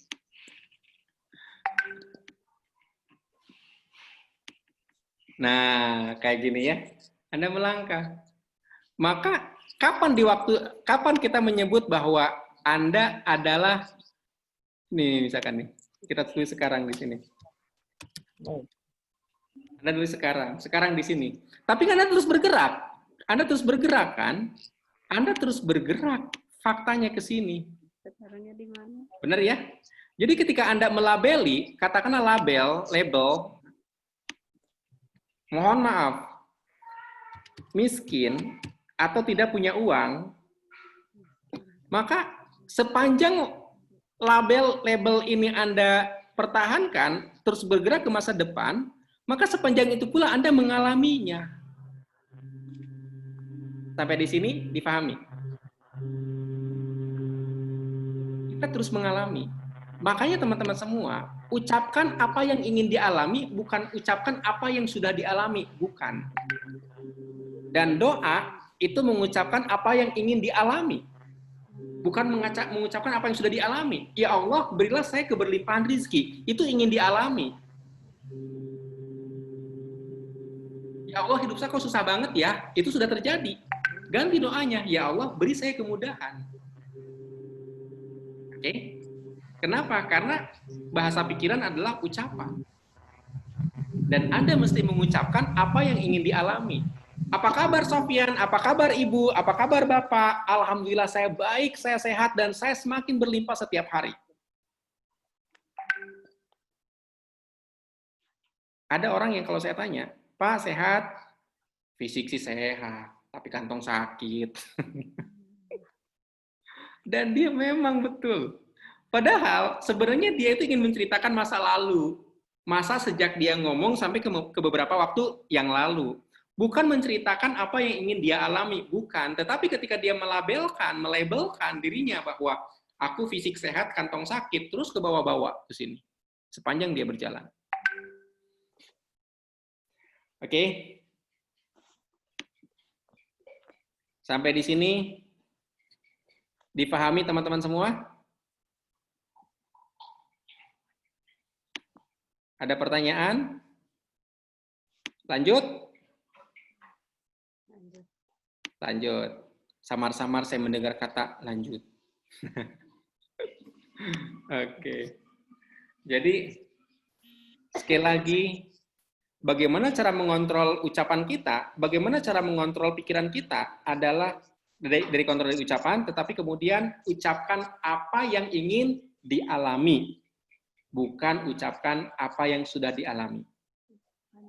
Oke, nah Pak Sofyan, tapi kan saya nggak mungkin bilang ke orang, ini rumah punya saya gitu, ini sementara saya katakanlah masih ngontrak, kayak gitu ya. Minimal teman-teman semua, bukan fokus kepada hal-hal yang tidak Anda sukai, tetapi fokuslah kepada hal-hal yang Anda sukai. Dalam hal ini teman-teman semua, kalau kita bicara tentang realitas, sebenarnya banyak alasan, banyak hal, kebaikan-kebaikan dalam diri kita.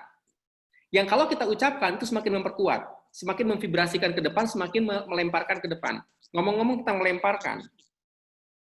Biar kita semua paham. By the way, ini udah pada ngantuk belum sih? Belum. Belum ya? Ntar tahu-tahu tinggal 5 orang gitu. Atau tinggal 3 orang. Saya kan fokus ke sini nih. Oke. Ini ya, yang tadi. Nah, teman-teman semua, kita tahu bahwa dalam pikiran kita, sebentar ini saya hapus dulu ya. Nah, dalam pikiran kita kan, saya ingin buat ilustrasi dulu ya. Misalkan ini lilin. Misalkan ini ada api nih. Misal ya. Ada api, ini lilin katakanlah. Lilin. Lalu ini ada kantong kresek nih, kantong kresek misalkan ya. Didekatkanlah si kantong kresek itu ke lilin, didekatkan. Menurut Anda kira-kira si kantong kresek ini bakal ini enggak? Bakal meleleh ya? Walaupun katakanlah si kantong kresek ini belum menyentuh lidah apinya. Semakin apinya besar, semakin panasnya menjalar. Setuju nggak?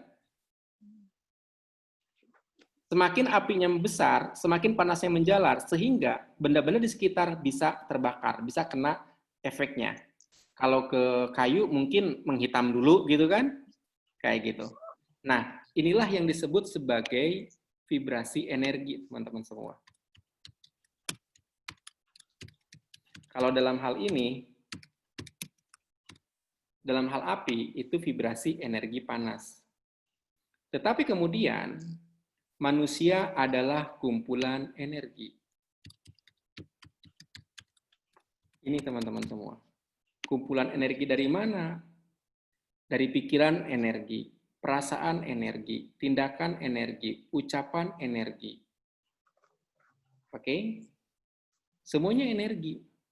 Kenapa perasaan itu energi? Ya, karena perasaan itu mempengaruhi detak jantung. Definisi energi adalah kemampuan menghasilkan daya atau kemampuan menghasilkan gerak. Dan jantung, ketika seseorang sedang marah, jantungnya berdegup dengan sangat kencang. Ketika seseorang sedang sedih, jantungnya berdegup lambat. Maka perasaan itu energi. Pikiran jelas energi. Ketika Anda memikirkan sesuatu, maka akan terhubung beberapa sinyal-sinyal listrik. Beberapa dendrit ya, neuron jaringan di kepala Anda itu akan tersusun gitu loh ketika Anda memikirkan sesuatu. Dan efeknya itu ada aliran listrik. Pergerakan aliran listrik itu menimbulkan vibrasi. Makanya ada istilah alat untuk mengukur gelombang otak gitu kan. Ada gelombangnya gitu. Gelombang itu kenapa kok disebut gelombang? Karena emang bentuknya tuh kayak gini nih. Kayak gitulah. Ada gelombangnya. Kurang lebih kayak gitu. Jadi ini semua tuh kumpulan energi. Dan kita tahu energi itu tervibrasikan. Apa sih artinya tervibrasikan? Kalau bahasa saya terlempar keluar, terpancar gitu loh. Ketika Anda memikirkan sesuatu, maka sesuatu itu energinya terpancar ke masa depan. Oke? Terpancar ke masa depan energinya. Makanya saya mengistilahkan ketika Anda memikirkan sesuatu atau merasakan sesuatu, nah, ini tervibrasikan ke masa depan. Dan di masa depan, Anda akan mengalami energi Anda sudah berubah wujud menjadi realitas. Oke, menjadi realitas. Kalau seandainya Anda, katakanlah di sini bawa kelereng, katakan Anda bawa kelereng, di sini ya, lalu kelereng ini Anda lempar, twing, gitu kan, jatuh di sini berserak, katakanlah kelerengnya pecah, gitu kan. Lalu Anda tetap berjalan ke sini, maka Anda bisa jatuh di sini. Karena lemparan Anda sendiri. Maka ucapan Anda, yang Anda ucapkan, saya tidak punya uang sekarang, kelempar tuh. Kelempar. Dan Anda mengalami situasi di mana Anda nggak punya uang. Difahami? Oke. Efek kemana-mana ya. Sip. Nah, jadi teman-teman semua, bagaimana memperbaiki pikiran? Itu memperbaiki imajinasi dan memperbaiki ucapan. Oke. Nah, lalu ini nih cerita nih, ini pengalaman. Jadi saya punya member teman-teman semua, ada member Behind the Sign. Dia ikut Behind the Sign dan ternyata dia itu distributor multi level marketing. Nah, ketika dia sebelum dia ikut Behind the Sign, dia merasa bahwa pencapaiannya sangat jauh gitu loh. Tapi kemudian ketika dia praktek, ketika dia ikut Behind the Sign, dia merasa pencapaian itu sangat mungkin tercapai. Dan dia mulai membiasakan diri melakukan self talk yang baik disertai dengan ikhtiar. Oke, self talk yang baik, saya bisa, kurang lebih seperti itulah. Dan ternyata dia bilang la haula wala quwata illa billah, dia mendapatkan prestasi di MLM-nya itu luar biasa. Tercapai peringkat eksekutif Elite Diamond. Dan saya searching lah di internet, ternyata itu MSI atau apalah, saya lupa. Tapi kurang lebih nilainya 250 juta cash. Pertanyaan saya, bila dengan ucapan bisa mengkreasikan realitas yang kalau dinilai uang 250 juta cash atau bahkan bisa lebih, pertanyaan saya, mau nggak Anda mengkreasikan masa depan Anda dengan ucapan-ucapan yang baik? Jawab di kolom chat.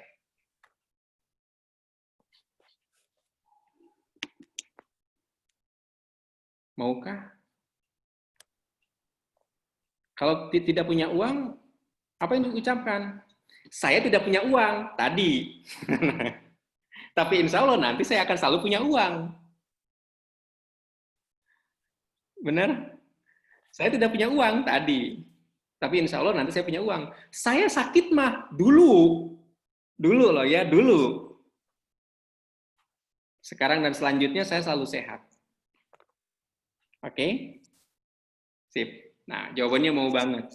Caranya gimana? Teman-teman semua, kalau Anda pegang bukunya, coba buka, Anda kalau lagi pegang buku, buka layarnya. Buka layarnya, dan Anda, kita lihat. Tapi kalau misalkan nggak pegang buku, nggak apa-apa lah. Saya bacain nih. Di awal di awal pertama, halaman, itu halaman 2, saya sudah mengajarkan kepada Anda untuk bersyukur. Saya bersyukur bisa melihat susunan huruf di buku ini. Saya bahagia bisa mengerti maknanya. Saya antusias untuk menyerap ilmunya, dan saya memilih untuk mudah mengamalkannya. Teman-teman semua, ini belum terjadi, setuju nggak? Ini ada di awal halaman. Tapi saya kemudian mensugesti Anda untuk percaya bahwa Anda ini bisa melihat susunan huruf dengan baik. Jadi jangan sampai, ini huruf apa ya, ini bacanya gimana sih? Jangan sampai begitu gitu loh maksud saya. Oke? Kan ada tuh orang tua yang kemudian, ini apa sih, ini bacanya gimana sih, nggak jelas gitu kan. Nah, saya mensugesti Anda, dan ini supaya jadi lemparan positif ke depan bahwa Anda bisa melihat susunan huruf di buku ini. Dan kemudian, Anda juga bisa bahagia dan mengerti maknanya. Itu sebabnya teman-teman semua, menamakan buku ini mudah banget. Kenapa? Karena sudah disugesti di awal. Karena sudah disugesti dari awal. Oke? Kemudian di halaman tentang cinta-cinta gitu deh, aku lupa ya. Surat cinta halaman 180. 180. Ini favorit saya. Kok favorit saya? Saya nulis gitu ya, karena ini sebenarnya sugesti ke diri saya sebenarnya. 180. Teman-teman, dengarkan. Cinta, malam ini aku mendengar jantungmu yang berdegup atas izin Tuhan. Aku mendengar doa-doa yang kau panjatkan dan aku mengamininya. Cinta, aku salut kepadamu yang selalu memiliki harapan kepada Tuhan dalam kondisi apapun hidupmu. Diam-diam, aku kagum dengan kegigihanmu dan kecerdasanmu yang selalu tahu bagaimana menuju hidup yang kau inginkan. Aku bangga padamu. Aku salut kepadamu. Terima kasih. Kau senantiasa menginspirasiku, senantiasa mendukungku. Cinta, teruslah menjadi orang cerdas yang hebat.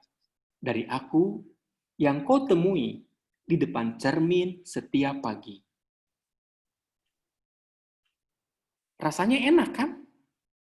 Bener nggak? Rasanya enak gitu loh. Bandingkan dengan kata-kata yang suka nyalahin, aduh coba ya kalau aku nggak melakukan itu, aduh coba ya kalau aku ini, paham maksud saya? Itu Anda menyalahkan sisi Anda yang lain gitu loh. Anda mengadili sisi Anda yang lain. Atau bahkan lebih parah lagi, bodohnya ya aku ya, aduh, astagfirullahaladzim, itu kalimat negatif banget itu. Tapi kata-kata ini kan menenangkan Anda kan? Saya lanjutkan. Cinta, mungkin kamu pernah merasa ditinggal, diacuhkan, tak dipedulikan, atau diabaikan. Tenanglah cinta, itu semua ada hikmahnya. Semua hal yang kamu alami, hakikatnya adalah pelajaran untuk membuatmu menjadi hebat hari ini. Kamu bisa mendengar suara hati orang lain adalah karena kamu terlatih mengasah perasaan. Lalu kamu mampu memberikan solusi karena kamu sudah disiapkan dari dulu, lewat pengalaman yang mungkin kamu sendiri tak suka. Cinta, bersiaplah menjadi orang besar yang berpengaruh di zaman ini. Jadilah cahaya yang menerangi hati jutaan orang. Aku mendukungmu cinta, aku selalu mendukungmu. Allah senantiasa bersamamu, maka jagalah dia dalam hati. Dari aku yang mencintaimu selalu, cinta. Ini sebenarnya buat diri saya. Tapi kemudian saya ngerasa bahwa ini juga cocok untuk semua orang. Di buku bahasa pikiran 231. Oh, ada lagi ya, 231, 233 ada lagi ya. Oh, kalau di buku bahasa pikiran, iya. Oke. Kalau di buku bahasa pikiran itu di halaman 231 dan 233. Sip? Nah, Lanjut. Jadi teman-teman semua, yang mereka lakukan, yang aku ajarkan di kelas Behance sebenarnya sama. Ya bedanya kalau di Behance kan lebih panjang gitu ya. Sementara ini cuma segini doang. Oke, teman-teman semua. Sampai sini ada pertanyaan? Materi sudah selesai. Kita bahas dua ini dulu, dua bahasa pikiran. Satu ucapan, yang kedua adalah satu imajinasi, yang kedua adalah ucapan. Nah, sekarang kalau Anda mau bertanya, dipersilahkan. Oke. By the way, bukunya tunjukin dong. Bukunya mana bukunya? Ada nggak? Ada. Kalau misalkan ini, bentar, saya mau ini ya, mau screenshot. Oke. Oh, ini bahasa pikirannya Pak. Weh, siap. Ini Pak Irwan ini pertama kali ya beli ya. Bentar ya teman-teman semua ya. Oke, bentar. Bukunya tunjukin ya. Layarnya kalau bisa dibuka layarnya, tunjukin. Iya, maunya pada buka layar. Iya, saya berharap bisa buka layar. Ini, bentar. Sip, 1, 2, 3. Oke. Sip, terima kasih. Nah, jadi kita akan bahas bahasa pikiran yang ketiga next time, waktunya saya kasih tahu. Tapi yang saya minta teman-teman semua, ya, Anda screenshot screenshot masing-masing gitu ya pertemuan ini. Anda boleh sekarang, boleh nanti terserah lah. Kalau mau sekarang boleh sekarang. Lalu Anda share di Facebook ya, atau di media sosial lah, Instagram atau Facebook, kuliah online 3 bahasa pikiran gitu lah. Lalu Anda tolong kasih testimoni, apakah ini baik apa tidak gitu lah ya. Apa sih yang kemudian berharga buat Anda dari materi ini? Buat apa? Ini saya berikan gratis ya, tidak berbayar. Maksud saya itu supaya orang pada mau gitu loh untuk ikut ini gitu kan. Sip? Ada pertanyaan teman-teman semua? Saya Pak ya. Silakan. Terima kasih kesempatan yang diberikan. Ini menyangkut yang tadi Pak, yang kita bilang saya nggak punya uang kemarin,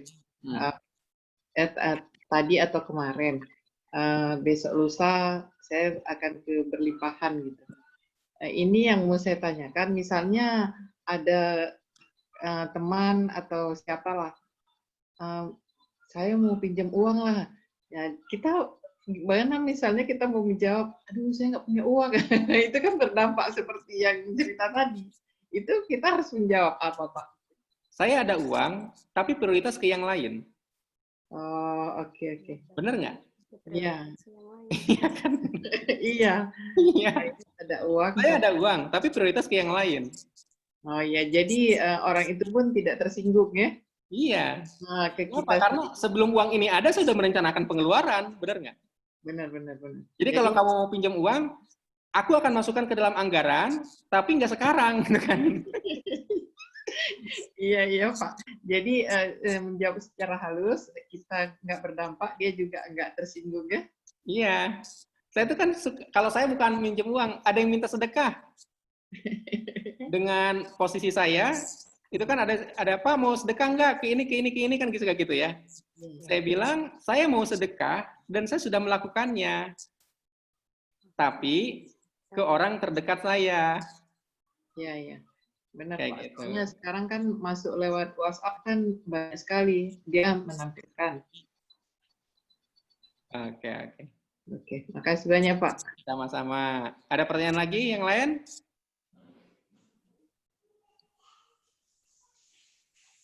Kalau nggak ada, mau tanya. silakan. Gimana?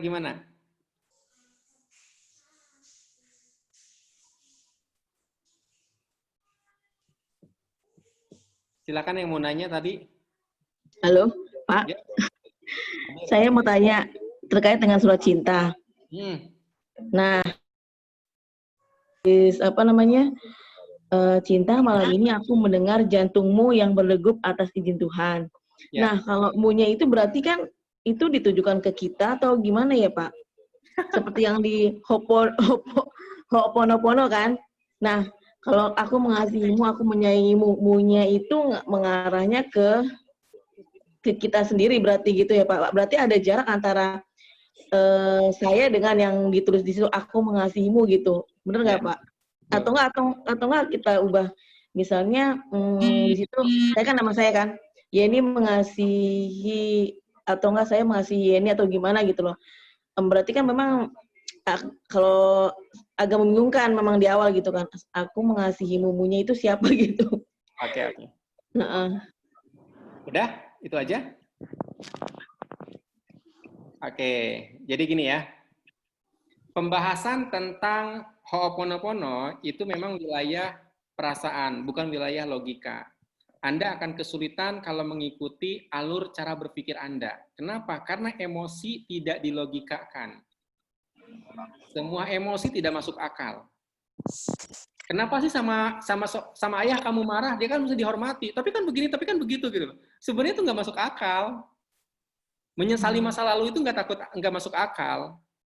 Menakutkan masa depan itu nggak masuk akal, nggak masuk logika. Orang masa depan belum terjadi. Tapi demikianlah emosi, gitu. Demikianlah emosi. Emosi nggak masuk akal. Jadi ketika Anda melakukan terapi emosi, nggak usah ikuti prasangka logika. Praktek saja. Itu yang pertama. Oke, kerjakan saja. Itu yang pertama ya. Nah, selanjutnya, mu-nya ini kemana? Gitu. Jadi, pikiran itu nggak bisa ngebedain waktu. Nggak bisa ngebedain waktu. Apakah kemarin, sekarang, atau yang akan datang. Pikiran nggak bisa. Begitu diucapkan, dia langsung terprogram dan dijalankan. Sering-sering menceritakan pengalaman masa lalu yang menyedihkan, itu hanya akan membuat pengalaman itu berulang kembali. Oke? Jadi itu sebabnya kita mesti menceritakan kebahagiaan. Jadi kalau Anda paham tentang, mohon maaf ya, Anda pasti paham. Rasulullah itu mengatakan, bersabda bahwa, bahkan bukan Rasulullah ya, dalam surat pendek juga saya pernah baca, terhadap rezeki Allah ceritakanlah gitu loh. Jadi kalau dapat rezeki itu ceritakan gitu kan. Oke, terhadap rezeki Allah ceritakanlah. Jadi rezeki Allah memang harus diceritakan. Hal-hal baik harus diceritakan. Tapi ketika kita punya pengalaman buruk, jangan ceritakan ke orang, jangan. Oke, bahkan ada satu hadis, nah itu saya nggak hafal hadis ya, cuma tahu baca oh iya gitu ya. Jadi ketika di pagi hari kita kemudian berkeluh kesah, itu sama seperti kita mengadili. Oke, jadi emang nggak boleh berkeluh kesah gitu. Nggak boleh berkeluh kesah. Oke, kita seperti mengadili Tuhan. Ini sebenarnya ilustrasi dari Nabi supaya kita tidak berkeluh kesah. Oke, terus tadi kemana ya? Kok nyambung ke situ ya? Mu-nya tadi kemana gitu ya? Oh ya, jadi mu-nya kita tuh nggak bisa ngebedain jarak, nggak bisa ngebedain waktu, kapan ya. Kemudian Anda tuh nggak peduli siapa yang ngomong. Maukah itu diri sendiri, maukah itu orang lain, pikiran juga nggak bisa ngebedain. Sometimes kita tuh sebenarnya nuntut orang lain memaklumi kita, benar nggak? Kita tuh nuntut orang lain mencintai kita, benar nggak? Kita berharap orang lain memberikan perhatian kepada kita. Dan hello, mereka tidak memberikannya. Gitu. Anda mau gimana juga. Contoh sederhana nih. Pak, dari dulu aku disalahin. Aku padahal udah berprestasi, Pak. Tapi mereka tidak melihat prestasi aku. Gitu ya. Hello. Emang nggak bisa. Mereka itu dibentuk oleh pikiran mereka sendiri, bukan oleh pikiran kita. Setuju nggak? Jadi nggak bisa gitu lah. Nah, pikiran Anda itu butuh kata-kata, baiklah aku menyayangimu, baiklah aku mencintaimu, butuh kata-kata itu. Jadi Anda buat aja sebuah rekaan bahwa ada orang yang mengatakan itu kepada Anda, padahal mulut sendiri. Tapi pikiran nggak bisa ngebedain. Paham ya? Pikiran nggak bisa ngebedain. Gitu. Nah, makanya teman-teman semua, setiap pagi pegang jantung misalkan. Jantung, terima kasih.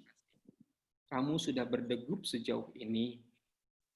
Kamu sudah mendorong darah agar sampai ke setiap organ tubuh. Jantung, terima kasih. Oke. Itu kan yang ngomong Anda sendiri gitu loh. Kepada jantung siapa? Jantung Anda sendiri. Tapi rasanya membahagiakan loh, bener nggak? Membahagiakan loh, gitu kan. Jadi pikiran nggak bisa ngebedain itu kalimat dari siapa. Pokoknya ketika diucapkan, dia ngerasa kurang lebih kayak gitu ya. Sip? Ada lagi pertanyaan?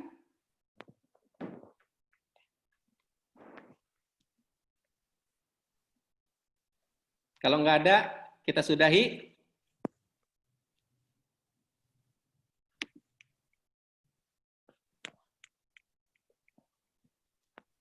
Iya benar Pak, pas saya share tulisan itu tentang cinta ke keluarga yang sedang bersedih, dia merasa mendapatkan support. Oke, itu baru share tulisan saya tentang cinta. Bagaimana kalau share satu buku? Ini buku bacaan. Saya itu teman-teman semua ini percaya nggak percaya ya. Buku yang saya bagikan itu ada berapa? Ada kali 50 buku yang saya bagikan. Jadi sebenarnya di bestseller kan aku tuh nyetak yang kedua. Cetakan yang kedua ini ada warna di kayak gini nih, berwarna gitu loh. Kalau di cetakan pertama kan nggak ada kan? Kalau di sini berwarna ya. Kalau Anda enggak. Pak Acep nggak ada, Pak Acep itu situ berwarna. Di sini berwarna. Karena ini cetakan kedua ya, cetakan kedua. Nah, oh ada, oh iya itu saya ngeprint itu Pak, buku Bapak itu printan itu. Pak Irwan, karena pertama. Tuh yang lain enggak kan? Nah, di sini ada tulisan bestseller nih. Ya ada. Bestseller ya. Oke. Tuh kelihatan di belakang ini ya, apa green screen. Bestseller. Nah, jadi buku yang kejual itu total 250. Tapi kan sebenarnya 50 saya bagikan 200. Oh enggak, 300 kemarin itu 300 eksemplar. Jadi dibagikan. Kenapa dibagikan? Saya gregetan gitu loh. Ini ada orang curhat mulu, yaudah gue kasih aja deh. Curhat mulu beli kagak, ya udah saya kasih gitu loh. Modus. Jadi dari sebelum saya nulis buku gitu, jadi ada orang yang susah mulu gitu loh. Pinjam duit mulu, udah kita kirim buku deh gitu loh. Walaupun seolah alam juga dibaca apa enggak ya. Kemudian kepada mantan-mantan ustadz saya, mantan murabi, saya kirim tuh berapa tuh dari zaman saya kuliah. Dikasih, Pak, ini buku gitu. Ini kan ilmu dari mereka juga. Gitu ya. Jadi jangan sungkan untuk bagi buku. Oke. Sip gitu teman-teman semua? Tidak terasa ya, kita sudah sampai di penghujung acara, udah jam 9:30. Dan bila tidak ada pertanyaan lagi, saya tutup saja teman-teman, setuju? Ini ada pertanyaan lagi nih. Pak, tanya kalau masalah kesabaran tadi, gimana kita menggantikannya? Ada teman yang kena musibah, apa yang kita katakan?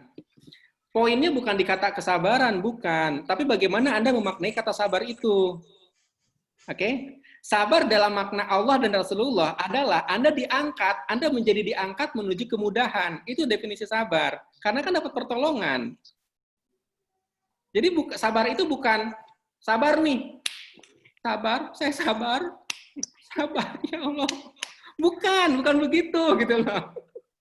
Sabar adalah ketika ada orang yang memukul, Anda tangkis gitu loh. Itu sabar. Lalu Anda berpindah ke tempat yang aman, itu sabar. Paham ya?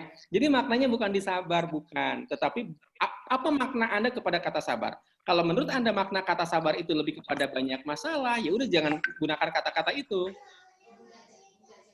Oke, jadi kalau misalkan ada orang kena musibah gimana? Kalau saya suruh terapi. Jadi ada orang yang suka minjem duit, saya bilang kirim tanda tanganmu. Jadi duit ini bakal balik apa enggak ya?